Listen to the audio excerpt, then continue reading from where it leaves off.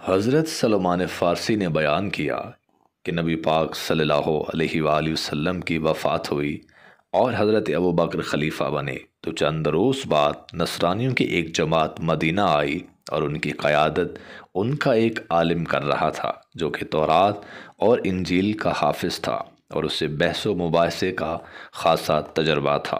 نصارہ کی جماعت مسجد نبوی میں آئی اور ان کے عالم نے حضرت ابوبکر سے گفتگو کرتے ہوئے کہا کہ ہم نے انجیل میں پڑھا ہے کہ حضرت عیسیٰ علیہ السلام کے بعد ایک رسول آئے گا، اور جب ہم نے محمد بن عبداللہ کے اعلان نبوت کا اعلان سنا اور ہمیں یہ بتایا گیا کہ یہ وہی رسول ہے جن کی بشارت انجیل میں دی گئی ہے، تو ہم نے اپنی قوم کے ذمہ دار لوگوں کا اجتماع منعقد کیا اور اس اجتماع میں ہم نے یہ فیصلہ کیا کہ ہمیں مدینہ جا کر اس کی تحقیق کرنی چاہیے۔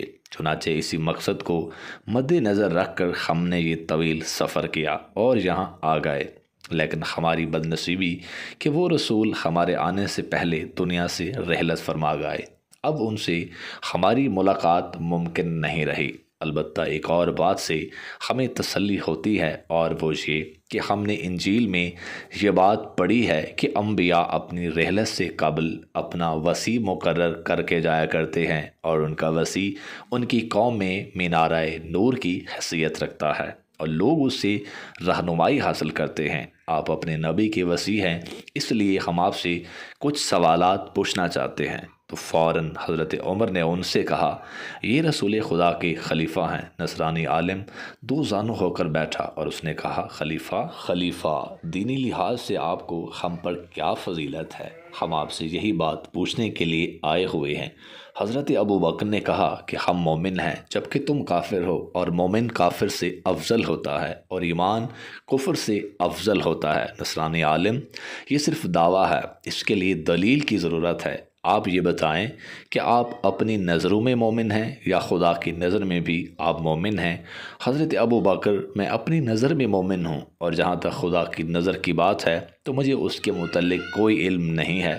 نصرانی عالم، یہ بتائیں کہ میں آپ کی نظر میں کافر ہوں یا خدا کی نظر میں بھی میں کافر ہوں؟ حضرت ابوبکر، تم میری نظر میں کافر ہو، اور جہاں تک خدا کی نظر کا تعلق ہے تو میں اس کے متعلق کچھ نہیں کہہ سکتا۔ نصرانی عالم، آپ کے جواب سے معلوم ہوتا ہے کہ آپ شک میں مبتلا ہے، کیونکہ آپ کو اپنے متعلق یہ یقین نہیں کہ آپ خدا کے ہاں مومن ہیں، اور میرے متعلق بھی آپ کو یہ یقین نہیں کہ میں اللہ کی نظر میں کافر ہوں۔ اچھا، آپ یہ بتائیں، کیا اس دین کی وجہ سے خدا نے تمہارے لیے جنت میں جگہ مقرر کی ہے؟ حضرت ابوبکر بولے، جنت میں میرے لیے ایک منزل مقرر ہے جسے میں وعدہ کے ذریعے سے جانتا ہوں، البتہ مجھے یہ علم نہیں ہے کہ آیا میں اس منزل تک جنت تک پہنچ بھی سکوں گا یا نہیں۔ نصرانی عالم، کیا آپ میرے لیے یہ توقع کر سکتے ہیں کہ میں بھی جنت میں جا سکتا ہوں؟ حضرت ابوبکر، جی ہاں۔ نصرانی عالم، اس کا تو پھر مقصد یہ ہے کہ آپ کو اپنے متعلق خوف ہے اور میرے متعلق امید ہے۔ اس صورت میں آپ کو مجھ پر کیا فضیلت حاصل ہے؟ اس کے علاوہ آپ یہ بتائیں کہ جو رسول آپ لوگوں کی طرف مبعوث ہوا تھا، کہ آپ اس نبی کی تمام علوم کے عالم ہیں؟ حضرت ابوبکر، نہیں، میں اپنے علم کی حد تک ان کے علوم سے واقف ہوں۔ نصرانی عالم، جس نبی کے علم سے آپ پوری طرح واقف نہیں ہیں تو ان کے خلیفہ اور جانشین ہونے کا آپ نے دعویٰ کیوں کیا ہے، اور آپ کی قوم نے آپ کو اس منصب پر کیوں فائز کیا ہے؟ حضرت عمر نے نصرانی عالم سے کہا، تمہیں اس طرح کے سوال کرنے کا کوئی حق نہیں ہے۔ اگر تو نے اس طرح کے سوال کیے تو تمہارا خون مباح کر دوں گا۔ نصرانی عالم، کیا جو شخص راہ حق کی تلاش کے لیے آئے اس سے یہی سلوک روا رکھا جاتا ہے؟ حضرت سلمان کا بیان ہے کہ نصرانی نے جب خلیفہ کو لاجواب کیا تو ہم سب کو انتہائی ندامت محسوس ہوئی۔ میں اٹھا اور حضرت علی علیہ السلام کے پاس گیا اور انہیں یہ خبر پہنچائی۔ یہ سن کر آپ علیہ السلام مسجد میں تشریف لائے۔ جب آپ نے مسجد میں قدم رکھا تو اس وقت نصرانی عالم یہ کہہ رہا تھا کہ بندگان خدا، اگر تم مجھے جواب دینے سے قاصر ہو تو کم از کم کسی ایسے شخص کا پتہ ہی بتا دو جو مجھے مطمئن کر سکے۔ امیر المومنین علیہ السلام نے فرمایا، نصرانی، تمہیں جو کچھ پوچھنا ہو مجھ سے پوچھ لو۔ اس ذات کی قسم جس نے دانہ شگافتہ کیا اور جانوں کو پیدا کیا، تم ماضی اور مستقبل کے متعلق جو بھی مجھ سے پوچھنا چاہو پوچھ سکتے ہو، میں تمہیں اس کا جواب نبی اکرم کی تعلیمات کے مطابق دوں گا۔ نصرانی عالم، میں آپ سے بھی وہی کچھ پوچھنا چاہتا ہوں جو میں نے آپ سے قبل اس بزرگ سے پوچھا ہے۔ آپ بتائیں کہ آپ کی نظر میں مومن ہیں یا خدا کی نظر میں آپ مومن ہیں؟ امیر المومنین، میں خدا کی نظر میں مومن اسی طرح سے مومن ہوں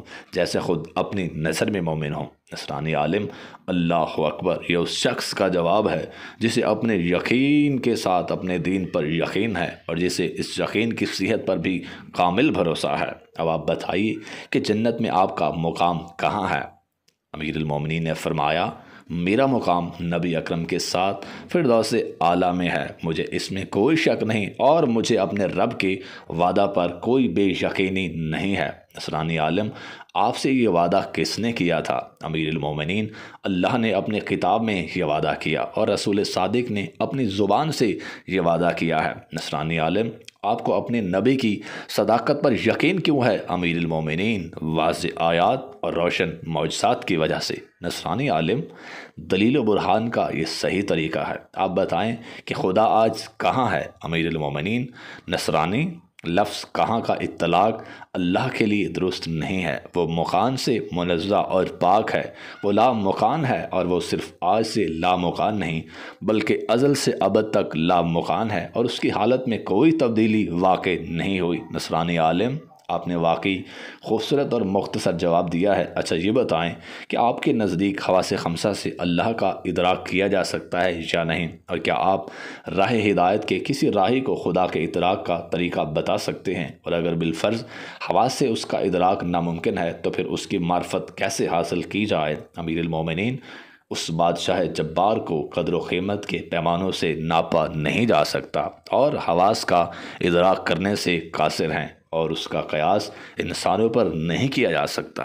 اس کی معرفت کا ذریعہ اس کی صفت ہے اور وہ اپنی مخلوق سے پہچانا جاتا ہے۔ نصرانی عالم، آپ نے صحیح جواب دیا ہے، یہ وہ حق ہے جس سے جہالتوں کے پروردہ افراد بھٹک چکے ہیں۔ آپ مجھے یہ بتائیں کہ آپ کے نبی نے مسیح کے متعلق کیا کہا، اور انہوں نے اسے مخلوق کہا تو اس کی ان کے پاس کیا دلیل تھی، اور انہوں نے ان سے الوہیت کی نفی کس بنیاد پر کی، جبکہ آپ تو جانتے ہی ہیں کہ بہت سے متعددین افراد ان کے متعلق کیا عقیدہ رکھتے ہیں۔ امیر المومنین، رسول خدا نے ان کا مخلوق ہونا اس دلیل سے ثابت کیا کہ وہ بھی تقدیر کے پابند تھے اور اللہ نے ان کی تصویر کشی کی اور ان کی حالتیں بچپن سے لڑکپن اور لڑکپن سے جوانی کی طرف بدلتی رہی ہیں، اور جسمانی ساخت میں عمر کے ساتھ ساتھ کمی بیشی ہوتی رہی۔ رسول اکرم نے حضرت عیسیٰ سے الوہیت کی ضرور نفی کی، لیکن انہوں نے عیسیٰ علیہ السلام کی نبوت، عصمت، کمال اور معید بے روح القدس ہونے کا انکار نہیں کیا۔